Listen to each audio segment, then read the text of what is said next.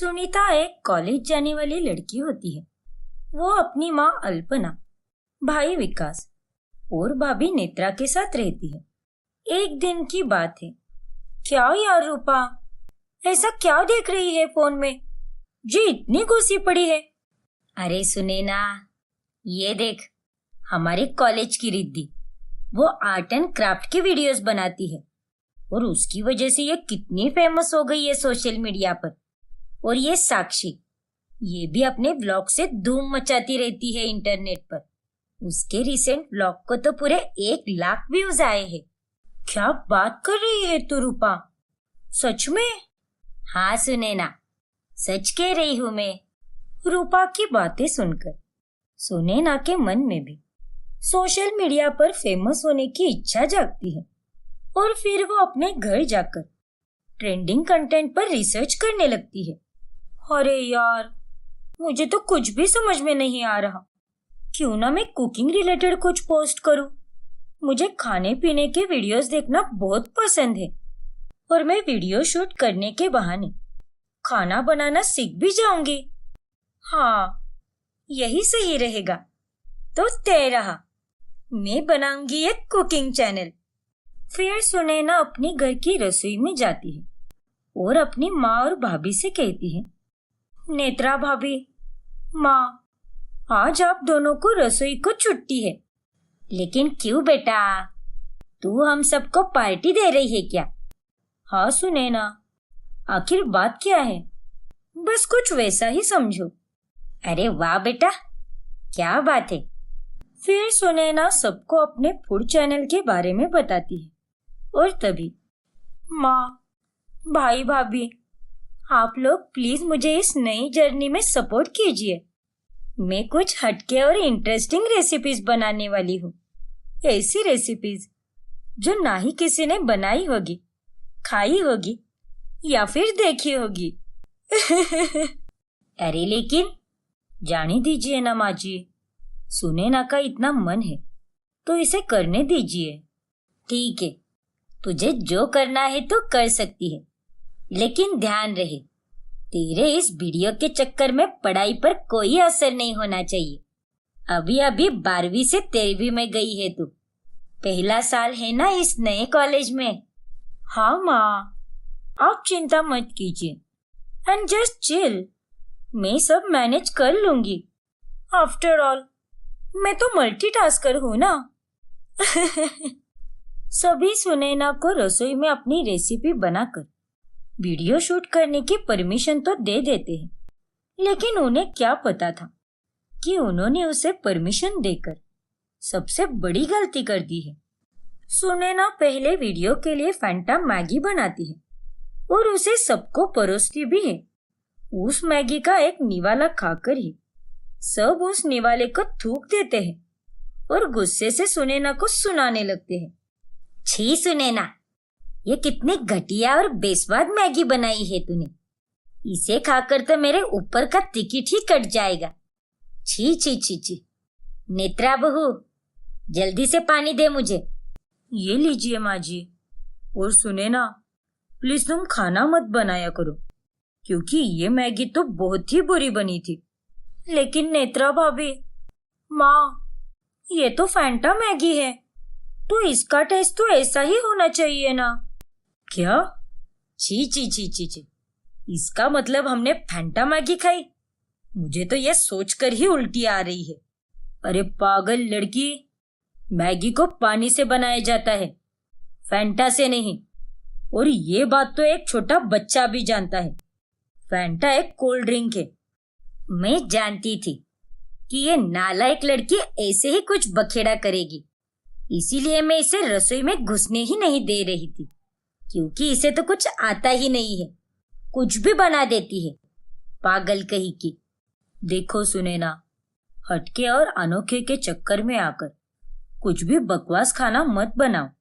देखने वाले लोग कोई पागल नहीं है जो तुम कुछ भी बनाओ और वो मान जाएंगे। और नहीं तो क्या। अरे फैंटा मैगी का नाम सुनकर ही मुझे तो घिन सी आने लगी है। आगे से तो मैं सिंपल मैगी भी नहीं खाऊंगा। और नहीं तो क्या। अरे तूने जो हम सबके लिए दिया है ना, वो थोड़ा सा तू भी चक्कर देख, फिर तुझे समझ में आएगा। लेकिन अब बस, बहुत हुआ। अब तू अपनी रेसिपीज और वीडियो शूटिंग बंद कर और चुपचाप पढ़ने जाकर बैठ। बाकी मैं कुछ नहीं जानती। और लेकिन माँ, अल्पना सुनैना की कोई बात नहीं मानती और वो उसे रसोई में आने से मनाही करती है। लेकिन फिर भी सुनैना अपनी हरकतों से बाज नहीं आती और अपनी माँ के सो जाने के बाद में वो रसोई में जाकर नई नई रेसिपीज के एक्सपेरिमेंट करती है। चाहे कुछ भी हो जाए, लेकिन मैं वीडियो बनाना नहीं छोड़ूंगी। मैं अब हर 2 दिन में वीडियोस पोस्ट करूंगी और मेरी हटके रेसिपीज देखकर सभी लोग मुझे फॉलो करेंगे और मैं पक्का फेमस हो जाऊंगी। और आज मैं बनाने वाली हूँ काला बर्गर। काला बर्गर ये नाम तो अपने आप में ही अनोखा और अतरंगी है। इस स्वादिष्ट बर्गर को देखने के बाद तो सबके मुंह में पानी ही आ जाएगा। फिर सुनैना उस काले बर्गर की रेसिपी शूट करने लगती है और तभी ब्रेड को काला करने के चक्कर में वो अपने हाथ ही जला बैठती है और जोर जोर से चिल्लाने लगती है, ओह, ओह, मेरा हाथ, माँ, भैया। सुनैना की आवाज सुनकर सभी लोग दौड़ते हुए किचन में आ जाते हैं। क्या हुआ सुनैना, तुम ठीक तो हो ना? अरे बाप रे, अरे ये पूरी रसोई का क्या हाल करके रखा है तुमने सुनैना।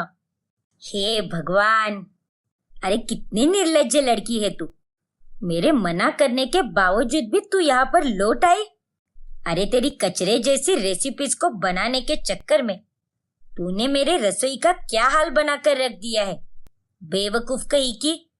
सॉरी माँ, वो मैं काला बर्गर बना रही थी तो मुझे लगा कि ब्रेड को दोनों तरफ से जलाना होता है, तो मैं उसी चक्कर में अपना हाथ जला बैठी।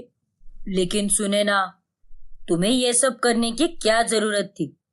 तुम्हें माँ ने ये सब करने से मनाही की है ना?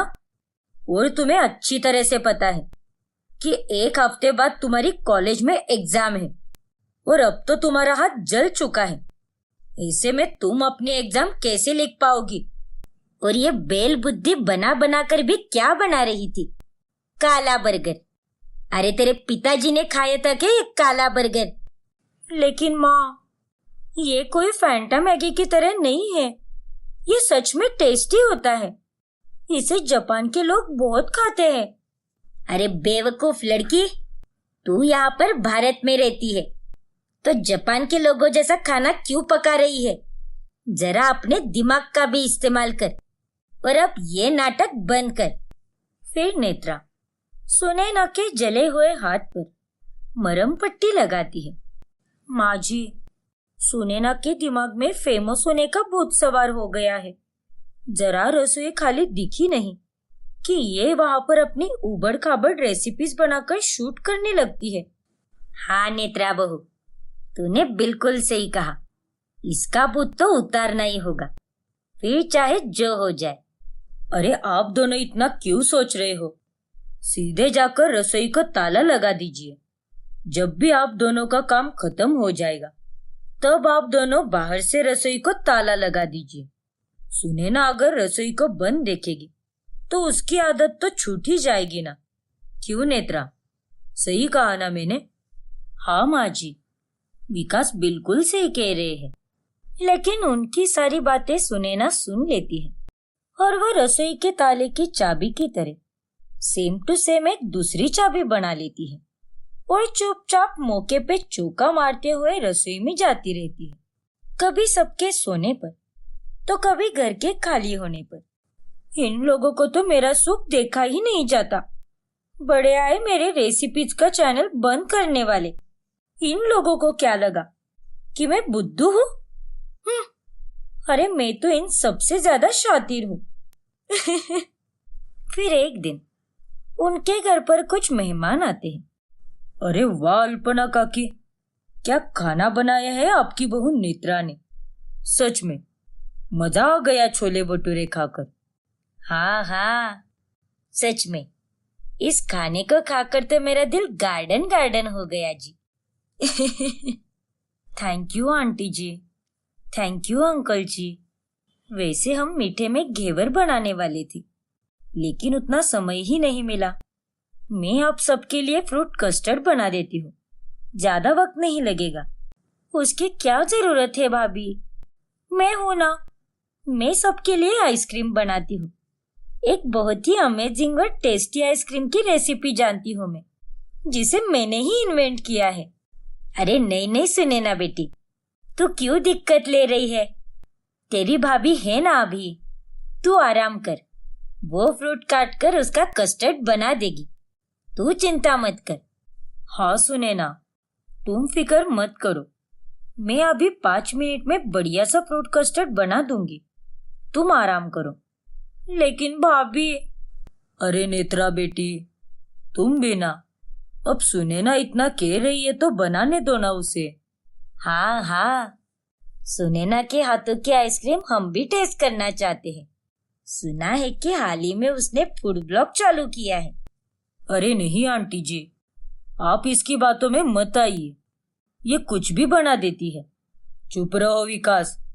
सुनैना बेटी, तुम जाओ और जल्दी से आइसक्रीम बना कर लाओ। हाँ अंकल जी, मैं अभी जाकर लाती हूँ आइसक्रीम। सुनैना जैसे ही रसोई में जाती है, वैसे ही अल्पना, विकास और नेत्रा के पसीने छूटने लगते हैं। हो गया सत्यानाश।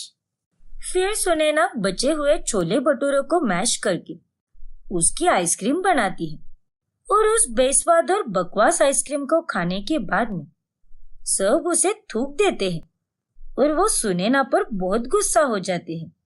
शी, इतनी गंदी आइसक्रीम खाने से अच्छा तो हम जहर खा लेते। सारे मुंह का टेस्ट ही खराब कर दिया इसने तो। इतनी गंदी आइसक्रीम खाने के बाद में तो अब मेरा आइसक्रीम खाने पर से ही भरोसा उठ गया है। और नहीं तो क्या। अल्पना जी, कुछ सिखाइए अपनी बेवकूफ बेटी को। आइसक्रीम के नाम पर क्या दिया है क्या पता, लेकिन बहुत ही गंदा लग रहा है। लेकिन नेत्रा बेटी, तुम कितना अच्छा खाना बनाती हो, और तुम्हारी ये ननद ये इतना खूंखार खाना कैसे बना लेती है? कुछ सिखाया नहीं क्या तुमने इसे? माफ कर दीजिए अंकल जी, हम इसीलिए आपको मना कर रहे थे। वो दोनों उन लोगों को खूब ताने सुनाते हैं और फिर वहां से रूठकर चले जाते हैं। और तभी विकास सुनैना के सामने अपना फोन लाता है और उसे उसके वीडियोस पर आए गंदे गंदे कमेंट्स दिखाता है। ये देखो सुनैना, ये कोई तारीफें नहीं हो रही तुम्हारी। लोग गालियों के पुल बांध रहे हैं तुम्हारे लिए। तुम्हारी सारी कचरे जैसी घटिया और इरिटेटिंग रेसिपीज देखकर तुम्हें कितना हेट किया जा रहा है। तो फिर मैं क्या करूं भाई? मुझे इंटरनेट पर कंटेंट बनाकर फेमस होना है। मुझे कुकिंग करना पसंद है, लेकिन आता नहीं है ना, इसीलिए मैं अपने मन से नए नए रेसिपीज बनाती हूँ, एकदम एंटीक रेसिपीज। पर सुनैना, यूनिक होने के साथ साथ रेसिपीज का कोई मतलब भी होना चाहिए ना। एटलीस्ट वो रेसिपीज खाने के लायक तो होनी चाहिए। ओए, तुझे क्या लगता है सुनैना कि देखने वाले लोग पागल है क्या? अरे नेत्रा बहू और मैं कोई भी रेसिपी बनाने के लिए उससे मिलते जुलते 3 से 4 वीडियो देखते हैं और उसके बाद ही खाना बनाते हैं, क्योंकि कोई भी देखने वाला गलत रेसिपी नहीं बनाना चाहेगा और ना ही उसे देखना पसंद करेगा। और सुनैना, तुम्हें तो कोई खाना भी नहीं बनाने आता, तो तुम पहले वो सीख लो ना, और फिर बाद में अपने दिमाग से नई नई रेसिपीज बनाना। हाँ, शायद आप सब सही कह रहे हो, मेरी ही गलती है, मैं ही कुछ भी बनाती रहती हूँ। और भाभी, अब से मैं आपसे और माँ से अच्छी अच्छी रेसिपीज बनाना सीखूंगी और उन्हें ही पोस्ट करूंगी, और अपनी ये ऊट-पटांग रेसिपीज बनाना बंद कर दूंगी। सॉरी माँ, सॉरी भाई भाभी, मेरे कारण आप सबको कितनी तकलीफें झेलनी पड़ी। सुनैना की माफी मांगने पर सभी उसे माफ कर देते हैं, और अंत में वो अपने माँ और भाभी से अच्छी अच्छी और स्वादिष्ट रेसिपीज बनाना सीखती है। और उन्हें बाद में जाकर अपलोड करती है। कविता अपनी बहू साक्षी के साथ रहती है।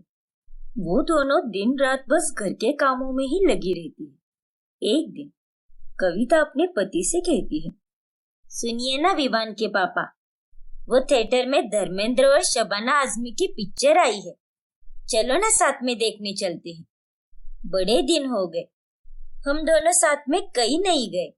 अरे तुम्हारा दिमाग तो ठिकाने पर है ना कविता, या कहीं पर भूल कर आई हो? अभी क्या तुम जवान हो गई हो क्या, जो तुम्हें बुढ़ापे में थिएटर में जाने का चस्का लगा है? शर्म नहीं आती क्या तुम्हें ये सब कहते हुए? अरे लेकिन इसमें कैसी शर्म? जो देखना है चुपचाप घर पर बैठकर देखो। हम कोई जवान प्रेमी प्रेमिका नहीं रहे जो थिएटर में जाकर पिक्चर देखे। आई बड़ी। अरे लेकिन मेरी पूरी बात तो सुनिए। कविता को बहुत बुरा लगता है, लेकिन फिर भी वो कुछ नहीं बोलती। फिर अगले दिन, ओफो, ये पराठा देखो साक्षी, इसे तो तुमने आधा जला ही दिया है। आधा कहाँ जला है, थोड़ा सा ही तो जला है, और उतना तो नॉर्मल होता है। तुम बाकी का पराठा खा लो ना। नहीं, मुझे नया पराठा दो, वरना मैं खाना ही नहीं खाऊंगा। ये कैसी जिद हुई विहान? छी छी छी छी, इतनी फीकी चाय? अरे तनिक 2 चम्मच तो चीनी डाल देती। चखी नहीं थी क्या चाय तुमने कविता? जी चखी तो थी। तो फिर चाय ने अपने आप ही स्वाद बदल दिया क्या? अरे आप गुस्सा क्यों हो रहे हो? मैं अभी इसमें चीनी डाल देती हूँ। नहीं नहीं, अब तुम जाकर नई चाय बनाओ, मैं कुछ नहीं जानता। जाओ जाओ, जल्दी से चाय बना कर लाओ। अरे लेकिन। अरे क्या लेकिन लेकिन लगा के रखा है? तुम दोनों को तो घर में एक ही काम होता है, वो भी ठीक से नहीं कर पाती। और हम मर्दों को बाहर कितने सारे काम होते हैं। लानत है तुम औरतों पर। कविता और साक्षी ऐसे ही अपने पतियों से ताने सुना करती है और उन्हें कुछ बोल भी नहीं पाती। उनके पति उनके साथ ठीक उसी तरह पेश आते हैं जैसे एक मालिक नौकरानी के साथ आता है। फिर एक दिन, आ गए तुम विहान। आज मैंने तुम्हें कितने कॉल किए, लेकिन तुमने मुझे एक भी कॉल बैक नहीं किया। मैं पूरा दिन तुम्हारे कॉल का इंतजार करती रही। अरे मैं क्या तुम्हारी तरह फ्री बैठा हूँ क्या? वहां मुझे 100 काम होते हैं। अब मैं वहां पर जाकर भी तुमसे ही बात करते बैठूं क्या? अरे तुम्हें क्या है, बस खाना बनाओ और झाड़ू लगाओ। लेकिन मुझे और पापा को ऑफिस में ढेर सारे काम होते हैं, इसीलिए कॉल बैक नहीं किया। समझी तुम? विहान की बातों से साक्षी का मन बहुत दुखता है, लेकिन कविता की तरह वो भी अपने पति को कुछ नहीं बोल पाती। फिर एक दिन साक्षी और कविता दोनों मोहल्ले की औरतों के साथ बाहर घूमने का प्लान बनाती है। तभी उनके पति उस दिन जल्दी आ जाते हैं और उन्हें गर्मा गर्म समोसे और चाय बनाने को बोलते हैं। क्या? लेकिन पापा जी, विहान, हम दोनों तो बाहर जा रहे थे। हाँ, हम दोनों समोसे नहीं बना पाएंगे आज। हम औरतों का प्लान पहले से ही बना हुआ है। अरे ये घूमने फिरने में क्या रखा है? अपनी पतियों की सेवा करना तुम्हारा पहला धर्म होना चाहिए। और इतना बन ठन कर कौन जाता है बाहर? और नहीं तो क्या? अरे तुम दोनों के लिए पति का पेट भरना ज्यादा जरूरी है, या बाहर जाकर सैर सपाटा करना? अब अंदर किचन में जाओ और जो कहा है वही करो, वरना मुझसे बुरा कोई नहीं होगा साक्षी। बेचारी साक्षी और कविता दोनों को अपने घूमने जाने का प्लान कैंसिल करना पड़ता है और रसोई में जाकर काम करना पड़ता है। फिर एक रोज साक्षी की तबीयत बहुत खराब होती है। साक्षी, चलो उठो, मुझे कड़ी चावल खाने का बहुत मन कर रहा है, जल्दी से बना दो मेरे लिए। लेकिन विहान, मेरी तबीयत बहुत खराब है और इस हालत में मैं रसोई में काम कैसे कर पाऊंगी? बहानेबाजी बंद करो और चुपचाप जाकर रसोई में मेरे लिए कड़ी चावल बना। सुना नहीं तुमने? लेकिन विहान। क्या लेकिन विहान? अरे बाहर जाने के लिए तो बराबर तुम्हारी तबीयत एकदम चुस्त और दुरुस्त रहती है, लेकिन पति ने कुछ कह दिया तो तुम्हारी तबीयत अचानक से खराब हो जाती है। तुम्हारे सारे नखरे और नाटक में अच्छे से समझता हूँ। मैं कोई नाटक नहीं कर रही विहान, मैं सच में बीमार हूँ। मेरा बदन बुखार से तप चुका है। हाँ तो थोड़ी ना तुम्हें कोई जंग लड़ने जाना है या कोई खून पसीना बहाने वाला काम करना है। जाओ जाकर कड़ी चावल बनाओ, मुझे बहुत भूख लगी है, मुझसे भूख बर्दाश्त नहीं हो रही। तभी वहां पर कविता और रघुनाथ आते हैं। अरे निकम्मे लड़के, तुझे समझ में नहीं आता क्या? बहू की तबीयत कितनी खराब है और उसके बावजूद भी तू उसे रसोई में जाकर खाना बनाने के लिए कह रहा है। माँ, ये मेरी और मेरी बीवी के बीच की बात है, इसीलिए आप दूर ही रहिए। चुप कर तू। अरे बहुत सह लिया हम दोनों ने आपका, लेकिन अब नहीं। अब इस रसोई का ताला लग कर ही रहेगा। कविता बहुत गुस्सा हो जाती है और वो ताला लाकर रसोई को लगा देती है। ये तुमने क्या कर दिया कविता? मैंने जो भी किया है एकदम सही किया है। आप दोनों को हमारी कदर ही नहीं है, कोई कीमत नहीं है। आप दोनों को तो बस अपना स्वार्थ ही दिखाई देता है। इसीलिए आज के बाद आपको हमारी तरफ से कुछ खाने को नहीं मिलेगा। इस घर में अब रसोई में खाना बनेगा तो केवल बहू और मेरे लिए होगा। क्या?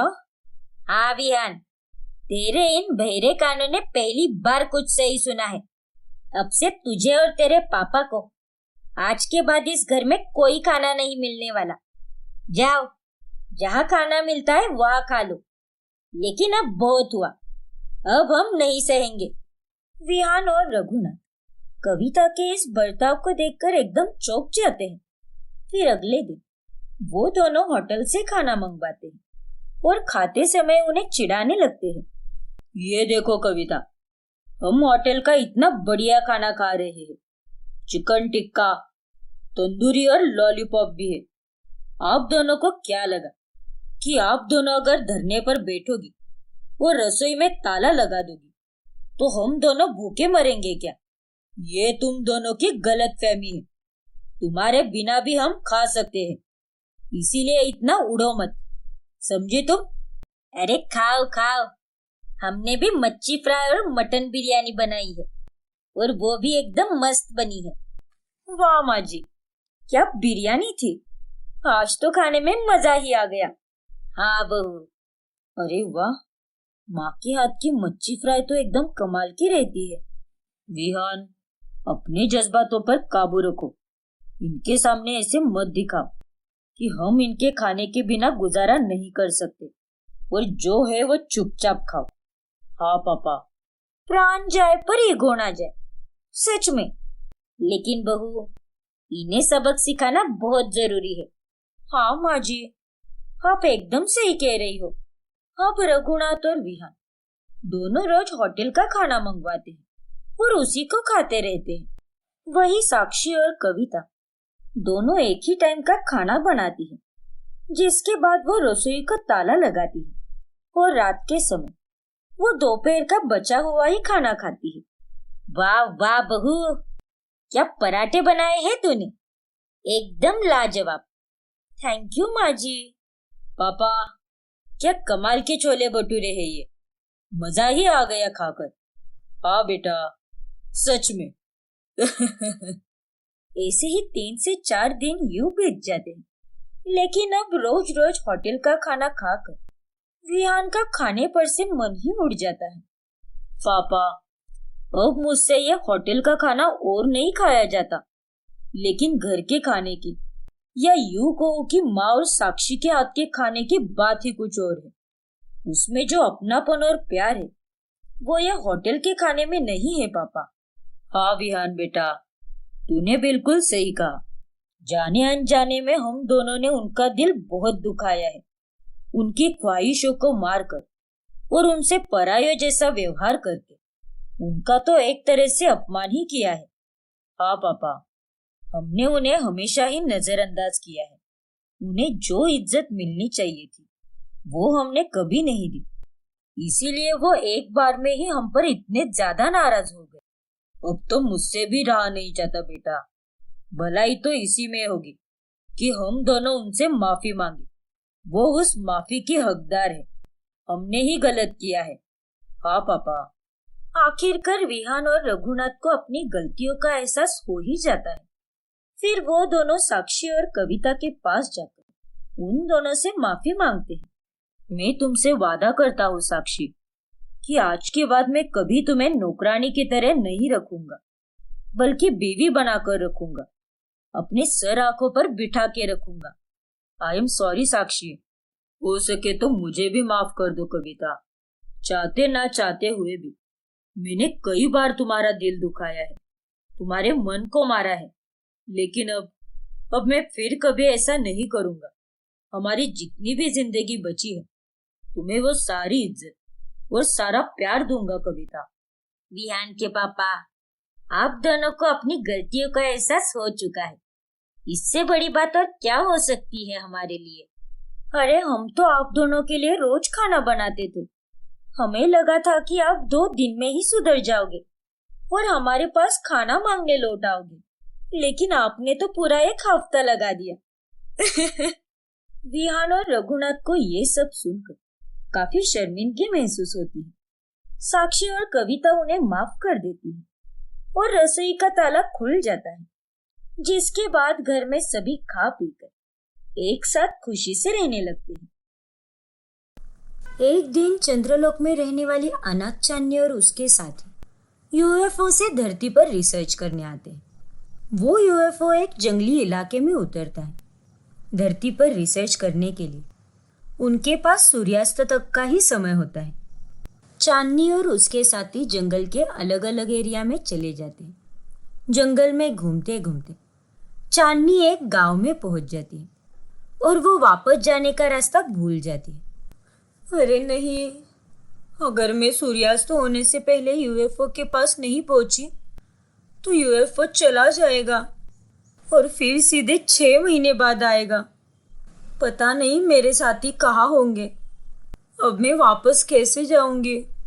चांदनी अब धरती पर ही फंस जाती और चलते चलते वो एक कार के सामने आ जाती है और उसका एक्सीडेंट हो जाता है।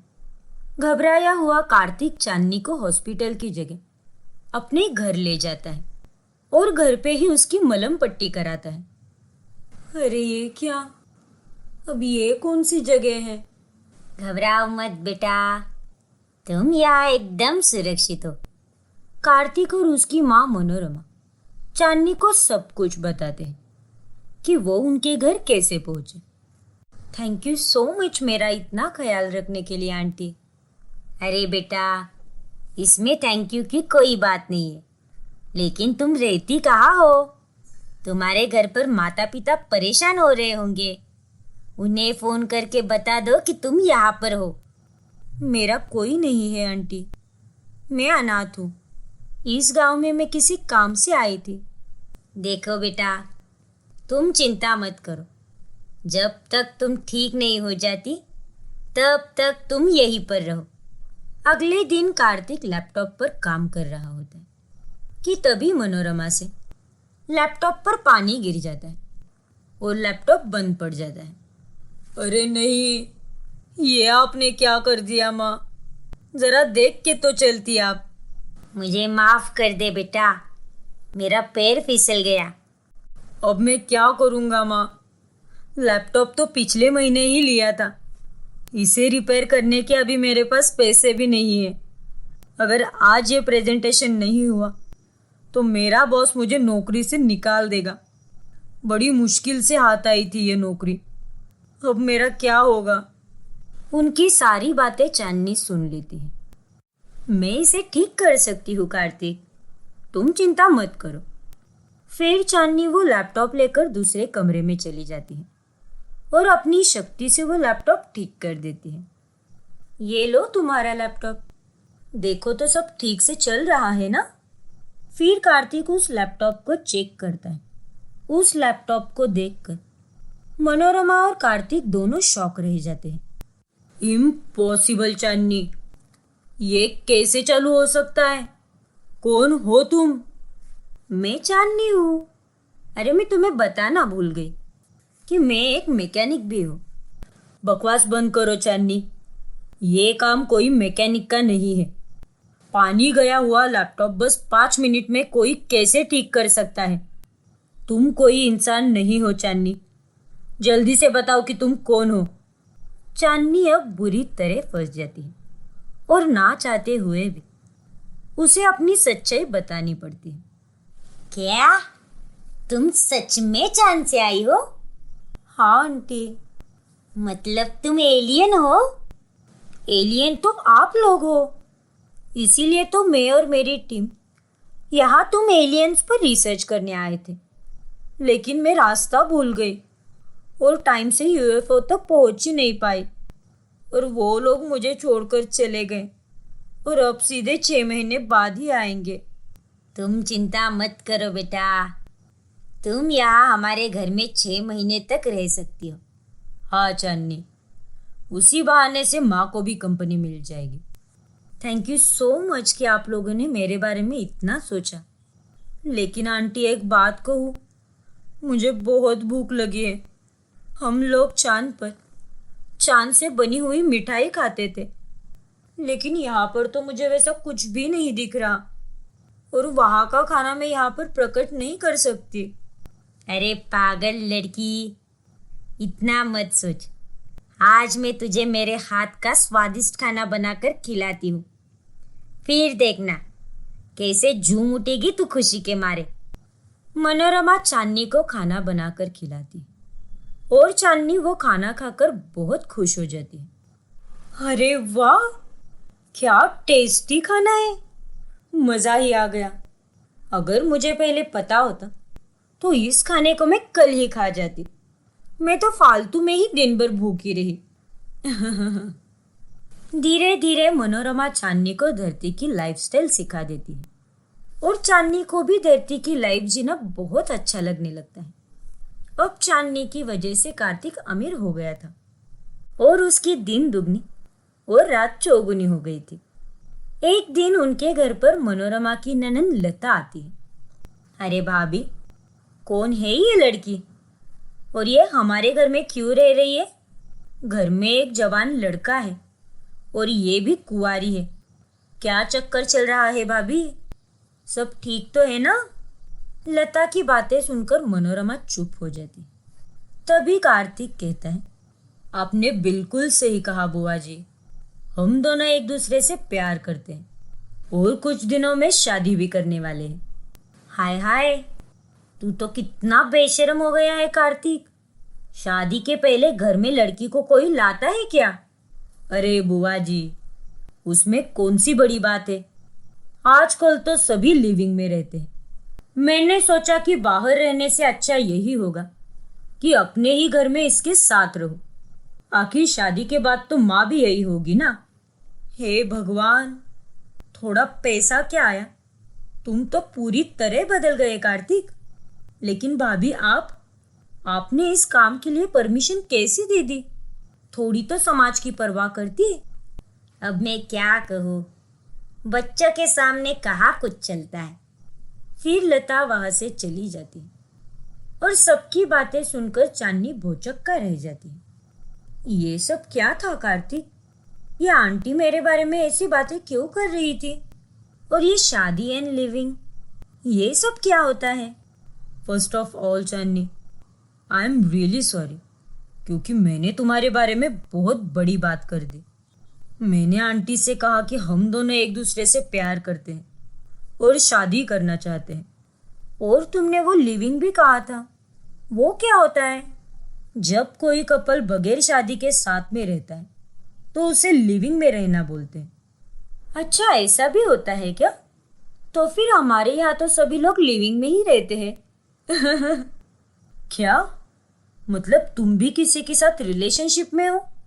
अरे नहीं बाबा, मुझे अभी तक ऐसा कोई मिला ही नहीं कि जिसके साथ मैं लिविंग में रहूं। तो फिर ठीक है। क्या बात है कार्तिक, तू बड़ा इंटरेस्ट ले रहा है। अरे माँ, मैं तो बस यूं ही पूछ रहा था, क्या तुम भी? अरे बेवकूफ लड़के, लेकिन तूने कुछ सोचा है क्या कि आगे लोगों से इसके बारे में क्या कहेगा? और अगर इस लता की बच्ची ने तेरी बात रिश्तेदारों में कर दी तो तेरी शादी के तो वांदे हो जाएंगे।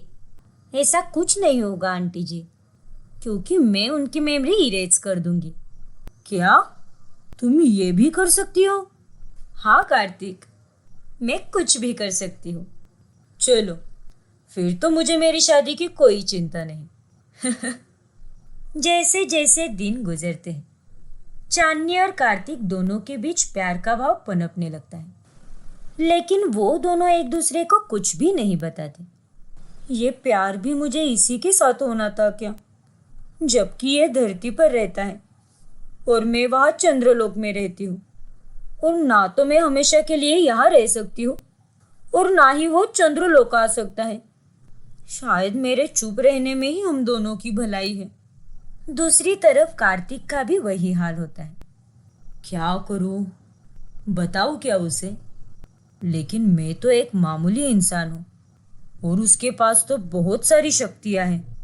उसे तो कोई भी पावरफुल एलियन मिल जाएगा। मैं तो उसके सामने कुछ भी नहीं हूं। उसके वापस चंद्रलोक जाने में ही उसकी भलाई है। और इस तरह दोनों भी एक दूसरे से कुछ भी नहीं बताते। और 6 महीने पूरे होने पर चंद्रिका वापस चंद्रलोक पहुंच जाती है। तुझे उसे रोक लेना चाहिए था बेटा। मैं जानती हूँ कि तू उससे कितना प्यार करता है। जाने दो ना माँ, अगर उससे मुझसे प्यार होता तो वो रुक जाती। और अगर वो भी यही सोच रही होगी तो? बेवकूफ कहीं का। चल अब, उसे गए 6 महीने हो गए हैं और तू उसके प्यार में देवदास बन के बैठा है। उसी रोज रात में कार्तिक के घर की बेल बजती है और जब वो दरवाजा खोलता है तो सामने चांदनी खड़ी होती है। एक दूसरे को सामने देखकर वो बहुत खुश हो जाते हैं और बिना कुछ कहे एक दूसरे के गले लग जाते हैं। हो गया तुम दोनों का रोमांस? अब तू बता चांदनी, इस बार कितने महीने के लिए आई है? मनोरमा आंटी, आप चिंता मत कीजिए, इस बार तो मैं हमेशा के लिए आई हूँ। तो फिर चंद्रलोक की तरह लिविंग में रहना है या फिर धरती लोक की तरह शादी भी करनी है? माँ, क्या आप भी माँ। और इस तरह वो तीनों साथ में खुशी से रहने लगते हैं।